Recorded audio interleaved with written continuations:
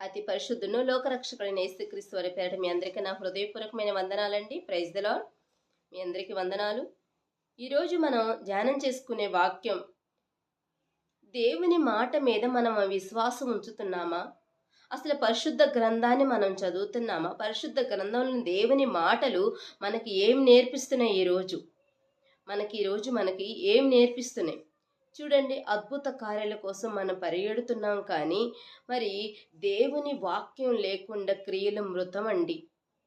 మరలా సమస్యలు వస్తే మరలా మీరు పడిపోతారు. కానీ మరి అద్భుత కార్యాలు చేస్తున్న సహోదరి సహోదరులారా, దేవుని ప్రజల మీద మిమ్మల్ని ఉంచినందుకు మరి మనం ఏం చేస్తున్నాం? చూడండి, ఈరోజు అద్భుత కార్యాలు చేసి మీరు పిలుస్తున్నారే, అద్భుత కార్యాలు చేస్తున్నారే, అద్భుత కార్యాలు చేయకుండా వాక్యాన్ని బోధించండి, ఎవరైనా వస్తారేమో. ఎందుకంటే ఆ రోజుల్లోనే యేసుక్రీస్తు వారు అద్భుత కార్యాలు చేస్తున్నారని, రొట్టెలు పంచి పెడుతున్నారని వచ్చేవారే ఉన్నారే కానీ వాక్యం కోసం వచ్చేవారు లేరు. ఈరోజు కూడా వాక్యం కోసం వచ్చేవారు లేరు, కానీ ఎక్కడ అద్భుత కార్యాలు జరుగుతున్నాయంటే పరిగెడుతున్నారు. చూడండి, మరి పాత తరంలో, మన చిన్నప్పటి కాలంలో ఎంతోమంది దైవజనులు బోధించారు. ఎవరైనా ఇలాంటి కార్యాలు చేశారా? మరి ఇలాంటి కార్యాలు కూడా జరిగినాయి అంటే వారు వాక్యాన్ని విత్తారు. విశ్వాసాన్ని బట్టి వాళ్ళు అద్భుత కార్యాలు పొందుకున్నారు. ఈరోజు వాక్యం లేదు, ఎక్కడ చూసినా అద్భుత కార్యాలంటే మీరు పరిగెడుతున్నారు. ప్రియమైన సహోదరి సహోదరుడా, మరి నశించిపోతున్న ఆత్మల మీద మిమ్మల్ని బాధ్యతగా మిమ్మల్ని ఉంచినప్పుడు, మనల్ని ఉంచినప్పుడు ఈరోజు మనం దేవుని వాక్యాన్ని బోధిస్తున్నామా? దేవుని చిత్తానుసారంగా మనం ప్రవర్తిస్తున్నామా? లేక ఈ లోకానుసారంగా మనం ఆలోచిస్తున్నామా? వెనకటి కాలం వాళ్ళు చేశారండి ఇలాంటి అద్భుత కార్యాలు. వెనకటి కాలం వాళ్ళు చెయ్యలేదు. ఈరోజు ఎలా ఉంది? వెనకటి కాలం వాళ్ళు పాడే పాటలు ఎలా ఉన్నాయి, ఇప్పుడు ఎలా ఉన్నాయి? వెనకటి కాలం వాళ్ళు బోధించిన బోధ ఎలా ఉంది, ఇప్పుడు బోధ ఎలా ఉంది? భిన్నమైన బోధ. మరలా ఈ బోధల్లో ఎవరైనా గద్దించినప్పుడు కూడా అది దేవునికి మహిమార్థమైన గద్దింపు అని అనుకుంటున్నారే, కానీ నిజంగా పంపించినప్పుడు ఎలాంటి దేవుని మాటలు ఉంచి పంపించారు చూడండి. దైవజనుల్ని ఏమని చెప్పి పంపించారో దేవుడు చూడండి. తిమోతి గారు రాసిన మొదటి పత్రిక దైవజనులకి ఏమని చెప్పి పంపించారో చూడండి. ప్రియమైన దేవుని వారలారా, తిమోతి గారికి రాసిన పత్రిక 4వ అధ్యాయము 13. నేను వచ్చే వరకు చదువుటయందును, హెచ్చరించుటయందును, బోధించుటయందును జాగ్రత్తగా ఉండుము. దేవుడు రాకడ వచ్చే అంతవరకు చదవాలి. ఏం చదవాలి? దేవుని మాటలు చదవకోకుండా ఎవరు బోధించలేరండి. చదవాలి, ఖచ్చితంగా దేవుని జ్ఞానాన్ని చదవాలి. యేసుక్రీస్తు వారు కూడా పరిశుద్ధాత్మ గారు ఏమైతే విన్నారో, ఇదిగో పరిశుద్ధాత్మ ఈ మధ్య పంపిస్తున్నాను, ఏమైతే విన్నారో నేను నా తండ్రి దగ్గర ఆయన మాట నేను పొంది ఉన్నాను, నా నుంచి తీసుకొని బోధిస్తారు. ఏమైతే విన్నారో వినాలి, చదవాలి. పరిశుద్ధ గ్రంథాన్ని చదివినప్పుడే దేవుడు ఏమి ప్రజలకు తెలియచేయమన్నారో గ్రంథంలో వ్రాయబడి ఉంది. దైవజనులైన వారు ఏం చేయాలంట? చదవాలి అంట. చదువుటయందును, హెచ్చరించుటయందును, బోధించడం జాగ్రత్తగా ఉండాలి. బోధించాలి, ఏం చేయాలంట? హెచ్చరించాలి. ఏ విషయమై హెచ్చరించాలి? ఇదిగో దేవుని మాట మీరు వినక ఈ పాపం అనే లోకంలో పడిపోయారు. ఇదిగో దేవుని వైపు తిరక్క లోకం వైపు తిరిగారు. అందుకే ఈ లోకం ఇలా ఉండిపోయింది. అందుకే మనకు సమస్యలు వస్తున్నాయి. మనం దేవుని వైపు తిరగండి అని దైవజనుడైన వాక్యము ద్వారా వాళ్ళని హెచ్చరించాలి, వాక్యం ద్వారా ఖండించాలి. ఈరోజు మృదువైన మాటలు మాట్లాడుతూ అద్భుత కార్యాలు చేస్తూ ప్రజల్ని ఏ త్రోవలోకి తిప్పుతున్నారు? దేవుని వైపు తిప్పుతున్నారా? దేవుని నామం హెచ్చించబడుతుందా? మీ నామం హెచ్చించబడుతుందా? దేవుని నామానికి మహిమ వస్తుందండి. చదవాలి, పరిశుద్ధ గ్రంథాన్ని చదవాలి, తెలియచేయాలి. దేవుడు ఏవైతే ప్రజలకు తెలియచేయారో, ఎందుట్లో పాపంలో పడిపోయారో, ఎక్కడ పాపంలో పడిపోయారో, దేవుడి నుంచి ఎలా దూరం అయిపోయారో తెలియచేయాలండి. మరి ఈరోజు అలాంటి స్వచ్ఛమైన వాక్యం దొరుకుతుందా మనకి? ఈరోజు స్వచ్ఛమైన వాక్యము దొరకక ఎక్కడ చూసిన సమస్యలు బాగా పెరిగిపోయినాయి. మరి పాపం బాగా పెరిగిపోయింది, రోగాలు పెరిగిపోయినాయి. వాటి నిమిత్తమే పరిగెడుతున్నారే కానీ వాక్యము దొరకట్లేదు. నిజంగా వాక్యం ద్వారా రక్షించబడిన వాడు ఎన్ని సమస్యలు వచ్చినా త్రొట్టిల పడిపోడు. మరి ఈరోజు వాక్యం మనం బోధించగలుగుతున్నామా? దేవుని చిత్తానుసారంగా బోధించగలుగుతున్నామా? ఇర్మియా గ్రంథం అంతా ఎలాంటి బోధకులు దేవుడు ఏర్పాటు చేసుకున్నారో, ఎలాంటి బోధకులు వచ్చారో మరి ఇర్మియా గ్రంథం తెలియచేస్తుందండి. ఇర్మియా గారు దేవుని మాట ఆయన నోట ఉంచినప్పుడు, ఇర్మియా గారు వెళ్ళి చెప్పినప్పుడు అక్కడ అధికారులు పెద్దలు వెళ్ళి ఇర్మియా గారిని చంపాలని చూశారు. స్వచ్ఛమైన వాక్యాన్ని బోధించినప్పుడు వ్యతిరేకంగా తయారవుతారు. అంటే ఇప్పుడు చేసే కార్యాలను బట్టి వ్యతిరేకంగా ఉంటే ఇది నేను దేవునిలో ముందుకు వెళ్తున్నాను కాబట్టి నాకు ఇది వ్యతిరేకంగా తయారనుకుంటున్నా. కానీ నిజంగా ఒక్కసారి మన పరిశీలన చేసుకుందండి. అద్భుత కార్యాలు లేవా అని మేము అనొద్దు. అద్భుత కార్యాలు ఉన్నాయి. ఎలా ఉన్నాయి? వాక్యము ద్వారా. ఇదిగోండి, ఇప్పుడు సమస్యలు ఉన్నాయా? ఇప్పుడు వేదనలు, రోదనలు, శోధనలు ఉన్నాయా? చూడండి, మరి యేసుక్రీస్తు భూమి మీద ఉన్నప్పుడు కూడా మరి ఆయన భూమి మీద బ్రతికినంత కాలం ఎలా బ్రతికారు చూడండి. హెబ్రీయులకు రాసిన పత్రిక చూడండి. మరి దేవుడు భూమి మీద బ్రతికినంత కాలం హ్యాపీగా బ్రతికరా?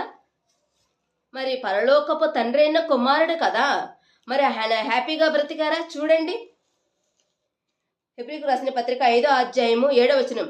శరీరధారి అయి ఉన్న దినములలో మహారోదనముతోనూ కన్నీళ్లతోనూ తను మరణం నుండి రక్షింపగల వానికి ప్రార్థనలు యాచనలను సమర్పించి భయభక్తులు కలిగి ఉన్నందున ఆయన అంగీకరింపబడెను. భూమి మీద ఉన్నంత వరకు శ్రమలు పడ్డారు, వేదన పడ్డారు, శోధించబడ్డాడు సాతాను చేత. ఈరోజు మనం కూడా శోధించబడుతున్నాం, వేదనలో ఉన్నాం, రోదనలో ఉన్నాం. ఆయనను మనం సహించుకోలేకపోతున్నాం. యేసుక్రీస్తు వారు మనిషి రూపంగా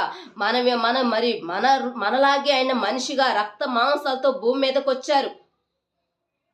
మన కోసమే భూమి మీదకి వచ్చారు. మన కోసమే ఈ గ్రంథంలో మరి ఆది అందు అంటే భూమి పునాది వేయబడక ముందే మన కొరకు స్థాపించబడ్డారు.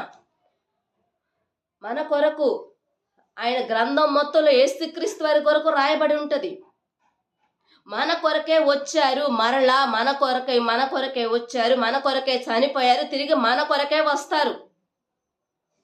ఈ సమస్యలన్నీ దేవుడు రాకడ వచ్చేంత వరకే, ఎంతవరకు అంటే సహించండి, కొంతకాలం వరకే. యేసుక్రీస్తు వారి మాట మనం విశ్వాసం ఉంచలేకపోతే పరిశుద్ధ గ్రంథంలో ప్రతి మాట విశ్వాసం. ఇదిగో మరి అక్కడ అడుగుతారు, నేను స్వస్థపరుస్తాను మీరు నమ్ముచున్నారా? నమ్ముచున్నామా? విశ్వాసం. నేను స్వస్థపరి నమ్ముచున్నావా? అలాగే దేవుని వాక్యాన్ని చదవండి. దేవుడు స్వస్థపరిచని మీరు నమ్ముచున్నారా? నమ్ముచున్నాం. అయితే వాక్యాన్ని చదవండి. వాక్యాన్ని చదివినప్పుడు నీకున్న ప్రతి సమస్య విడిపించబడుతుంది, ప్రతి రోగము మరి అది తగ్గించబడుతుంది. ప్రతిదో కేవలం మరి వాక్యాన్ని వదిలిపెట్టి అద్భుత కార్యాల కోసం పరిగెడుతున్నాం. మనం వాక్యాల కోసం. యేసుక్రీస్తు వారు మరణించింది మన కొరకే, మనల్ని రక్షించడం కోసం, మన కొరకే. ఆయన మరణిస్తేనే కానీ మనం రక్షించబడం. ఆయన మరణించాలి. ఆయన మరి మరణించటం వలన ఇదిగో ఇప్పుడు ఇంజెక్షన్ తయారు చేసేవారు వాళ్ళు టెస్ట్ చేయాలి. టెస్ట్ చేస్తేనే మిగతా వాళ్ళు బ్రతుకుతారు, చచ్చిపోతారన్న తెలియజేస్తుంది. అలాగే ఆయన మరణిస్తేనే కానీ మరణించిన మనం కూడా ఆయనతో పాటు మరణిస్తాం. ఆయన లేచినప్పుడు మనం కూడా ఆయనతో పాటు లెగిస్తాం. నమ్మాలి. దేవుడు అందుకే ఒక మాట, నమ్మటం నీ వల్లైతే సమస్తము సాధ్యం. మీరు నమ్మాలి, దేవుని వాక్యాన్ని నమ్మాలి. ప్రియమైన సహోదరుడు బోధిస్తున్న మీరు దేవుని వాక్యంతో ఖండించండి, బుద్ధి చెప్పండి, హెచ్చరించండి. ఇదిగో మీరు ఇప్పటికైనా తిరగకపోతే దేవుని ఉగ్రతకు బలి అయిపోతాం. దేవుడు రాబోతోంది. మరి వాక్యం ద్వారా ప్రతి ఒక్కరు సిద్ధపాటు మనసు కలిగి ఉండాలి. ప్రతి ఒక్కరు పాపాన్ని వదిలిపెట్టండి అని వాక్యాన్ని బోధించాలి. ఈ వాక్యం మీరు బోధిస్తున్నప్పుడు ఎవరైతే నమ్ముతారో నమ్మటం వల్ల విశ్వాసం ఏర్పడుతుంది. విశ్వాసం వల్ల వాళ్ళ ప్రతి బలహీనత నుంచి విడిపించబడుతుంది. దేవుడు చెప్తారు, ఇదిగో ఆవగించంత విశ్వాసములను కొండ ఎత్తి సముద్రంలో పడమంటే పడుతుంది. ప్రియమైన సహోదరి సహోదరుడా, ఈరోజు వాక్యం అనే విత్తనాన్ని మీరు వేయండి. వాక్యాన్ని ఎప్పుడైతే మీరు బోధిస్తారో, వాక్యం ద్వారా రక్షించబడాలి, వాక్యం వినాలి. ప్రతి ఒక్కరు చూడండి, ఇప్పుడు వచ్చే వాళ్ళు కొన్ని సంఘాలకు వెళ్ళిపోతున్నారు. అంటే అక్కడ వాక్యం లేదా, అద్భుత కార్యాలే కావాలి అని పరిగెడుతున్నారు. నిజంగా స్వచ్ఛమైన వాక్యాన్ని మీరు బోధించండి. అద్భుత కార్యాలు చేయకుండా ఒక్కరు కూడా రారండి. ఎందుకంటే మనుషులకి యుక్తమైన వాక్యం వద్దు, మాతో మృదువైన మాటలనే మాట్లాడండి. వాక్యం బోధించండి. మనల్ని ఎన్నుకున్నది అందుకే, వాక్యాన్ని బోధించాలని. యేసుక్రీస్తు అని ఎన్నుకున్నది అందుకే. ఆయన మాటలను బోధించాలి, ఆయన మాటలను తెలియచేయాలి. ఇప్పుడు పరిశుద్ధాత్మ నుంచింది కూడా అందుకే, యేసుక్రీస్తు వారి మనకు జ్ఞాపకం చేయడానికి, ఆయన మనం సర్వసత్యంలోకి. అద్భుత కార్యాలు ఆనాటి కాలంలో చేశారు, ఈనాటి కాలంలో కూడా చేస్తారండి. కానీ వాక్యం లేని క్రియలు మృతం. వాక్యం లేకుండా మీరు ఎన్ని అద్భుత కార్యాలు చేసినా అది వ్యర్థం. వాక్యాన్ని బోధించండి. తప్పిపోయేవారు కూడా అలానే ఉన్నారు. ఇదిగో యేసుక్రీస్తు వారు గారు మరి భూమి మీద బ్రతికినంతకాలం ఎలా వేదనతో సాతాను గడితో ఎలా శోధించబడ్డారో, మరి ఆయన ఎలాంటి వేదనలో ఉన్నారో, ఇదిగో బాధలో ఉన్న మనకు కూడా సహాయం చేయడానికి ఆయన ఉన్నారండి. చూడండి, హెబ్రీయులకు రాసిన పత్రిక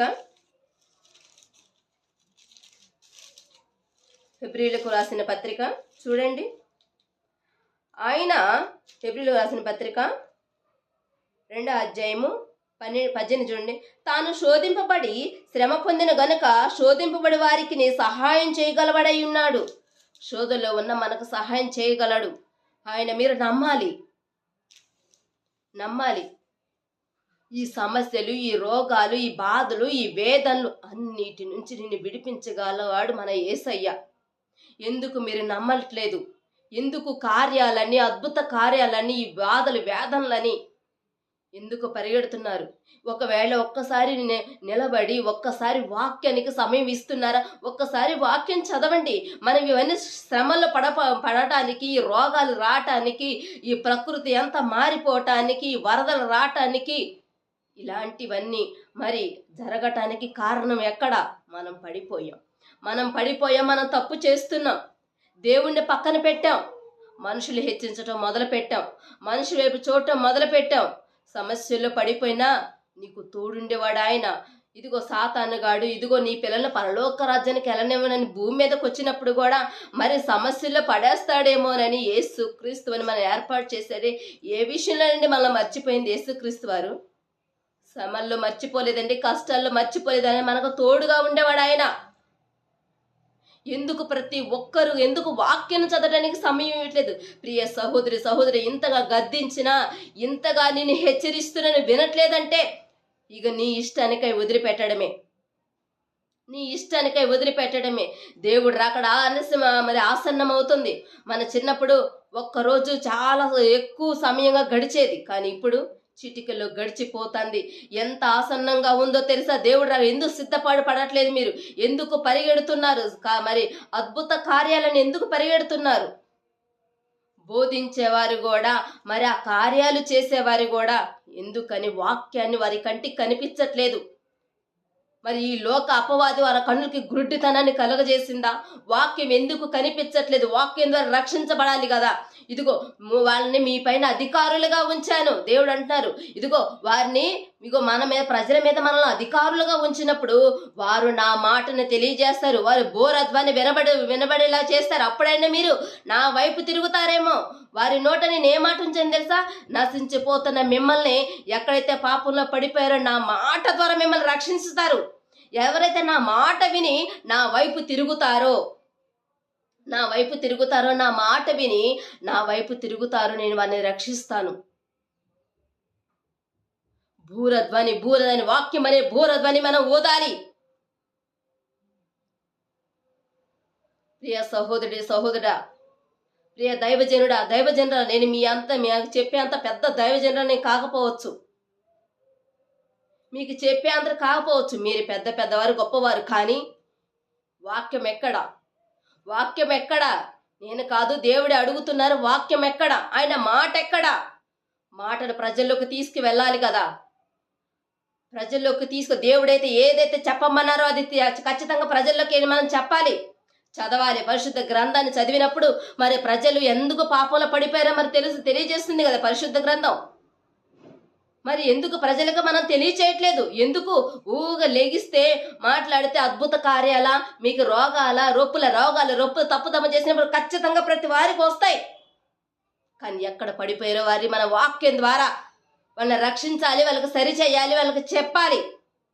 అప్పుడే కదా పరలోక రాజ్యానికి వారు చేరగలుగుతారు. మరి యేసు క్రీస్తు వారు మనకు సహాయం చేయడానికి వచ్చారు. ఆయన మరణిస్తేనే మనకు పాప క్షమాపణ దొరుకుద్ది. ఆయన లేచినప్పుడు మరి ఆయన వచ్చినప్పుడు చనిపోయిన మనం కూడా ఆయనతో పాటు లేపబడతాం. మనల్ని వదిలిపెట్టలేదండి యేసుక్రీస్తు వారు, వదిలిపెట్టలేదు. ఆయన గొప్పవాడండి.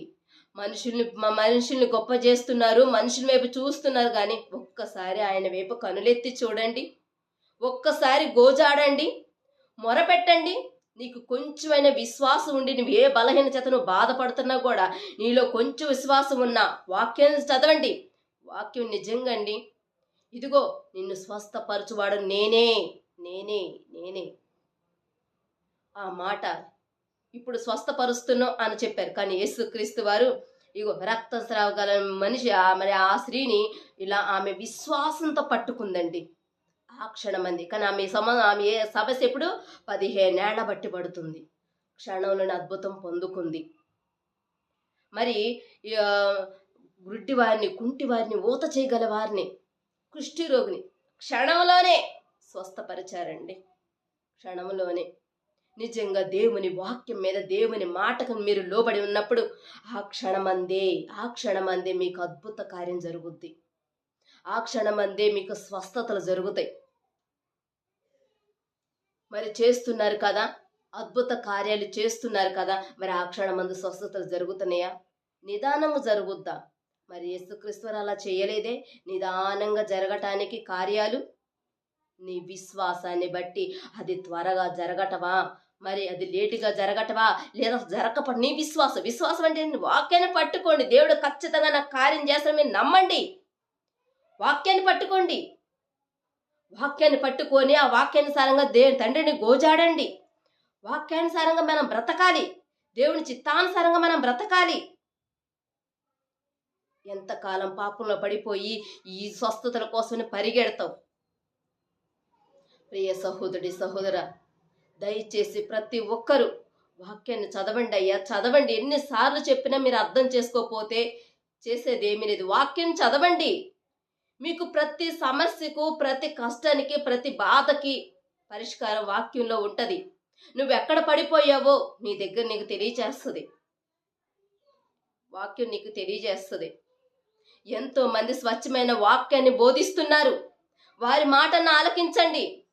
ఇదిగో మరి ధనవంతుడు లాజరు చనిపోయినప్పుడు ధనవంతుడు అడుగుతాడు, లాజర్ని పంపించు అబ్రహాము, లాజర్ని పంపించయ్యా, నా తమ్ముళ్ళు 5 ఉన్నారు అక్కడ అన్నప్పుడు అవసరం లేదు, వాక్యం బోధించేవారు ఉన్నారు. వాళ్ళ మాట విన్న ఎడల తిరిగి ఇదిగో మరి మాట వింటే లాజర్ దగ్గరికి, వినకపోతే నీలాగే మరలా ఇదిగో పాతాళానికి, నామకార్థ వేదన స్థలానికి. మరి స్వచ్ఛమైన వాక్యాన్ని బోధిస్తున్నారు. వారి మాట మీరు వినండి.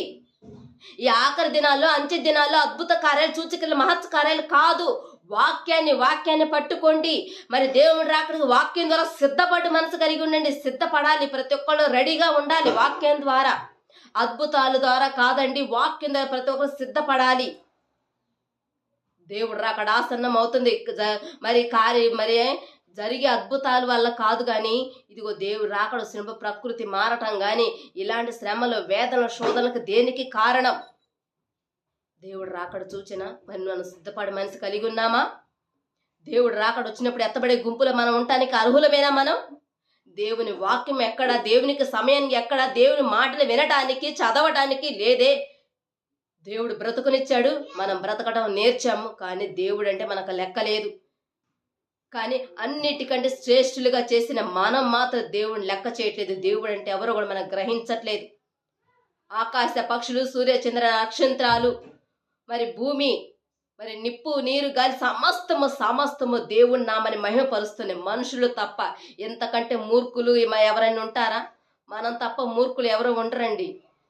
తండ్రి ఎవరో తెలియదు, తండ్రి బాధ ఏంటో తెలియదు, తండ్రి చిత్తం ఏంటో తెలియదు, తండ్రి చిత్తాన్ని బోధించడం మనకు తెలియదు, తండ్రి చిత్త ప్రకారం బ్రతకడం మనకు తెలియదు, తండ్రి వైపు తిరగటం మనకు తెలియదు. దేనికోసం ప్రయాస? ఈరోజు నీ బిడ్డల కోసం సమస్తము సమకూర్చావు. నీదంతా నువ్వు సంపాదించినంత నీ బిడ్డలకి నువ్వేమో నరకానికి. దేవుని కోసం ఏం చేసావు? దేవుని కోసం నువ్వు బ్రతికావా? దేవుని కోసం ఏం ఆస్తులు అంతస్తు సంపాదించమని నిన్ను అడగలేదు దేవుడు. నా కోసం అద్భుతంగా మరి నా కోసం సమస్తమే ఏర్పాటు చేయని దేవుడు అనలేదు. ఇంకా నువ్వు నీతిగా నిజాయితీగా బ్రతికి నరకానికి పోవట కంటే పరలోక రాజ్యానికి రావటం మేలు. నాకు ఇష్టం అంటున్నారు దేవుడు. అంతకంటే ఇంకేం కావాలండి? స్వార్థం లేని మనిషి దేవుడు. ఎంతకాలం పాపంలోనే బ్రతికి నేను చేసేది నిజం, నేను మాట్లాడేది సత్యం, నేను మాట్లాడేది సత్యం, నిన్ను నువ్వు మోసం చేసుకుంటావు. వాక్యాన్ని చదవండి. వాక్యం చదివితే అద్దం మొహం ఒక దగ్గర పెట్టినట్టు మనం చేసే తప్పులేంటో బైబిల్ గ్రంథం తెలియచేస్తుంది. ఈరోజు తప్పుని తప్పు అని చెప్పినా కూడా ఒప్పుకోవడానికి ఇష్టపడట్లేదు. ఎప్పుడైనా తప్పుని ఒప్పుకోవాలి కానీ కప్పుకోవద్దు. ఇస్కరియోతు యోధ తప్పు చేసి దాన్ని కప్పుకున్నాడు, ఒప్పుకోలేదు. కప్పుకొని ఉరిశిక్ష వేసుకున్నాడు. అదే తండ్రి దగ్గర యేసు క్రీస్తు వారి దగ్గర ఒప్పుకున్నట్టయితే ఈరోజు అద్భుతంగా ఉండే తన లైఫ్. దావీదు ఉరియా భార్య విషయంలో తప్పు చేశాడు, కప్పుకోలేదు, మరలా ఒప్పుకున్నాడు. అది తప్పు చేయలేదు. ప్రియ సహోదరి సహోదరుడా, నశించిపోవటం ఎవరికి ఇష్టం లేదయ్యా.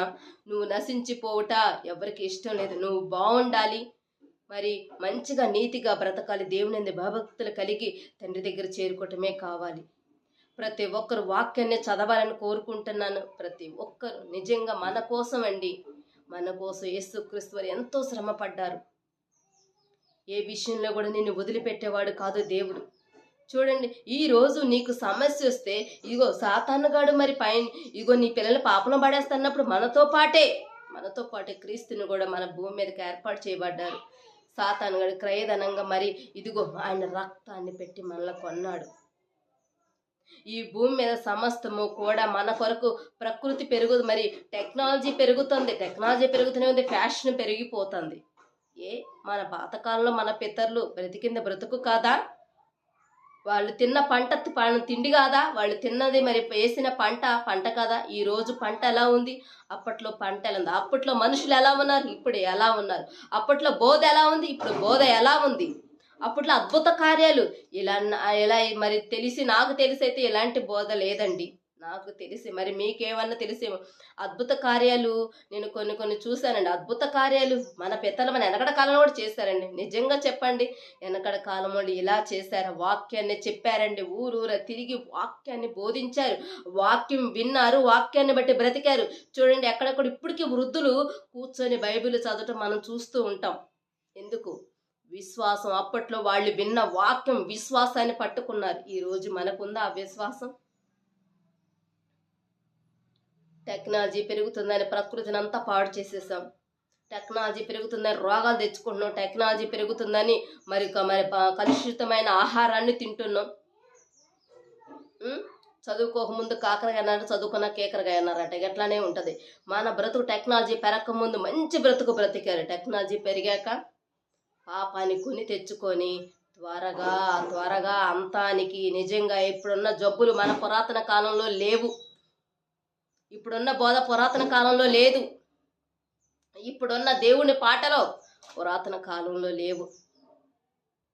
నిజంగా ఒక మాట చూపిస్తాను చూడండి.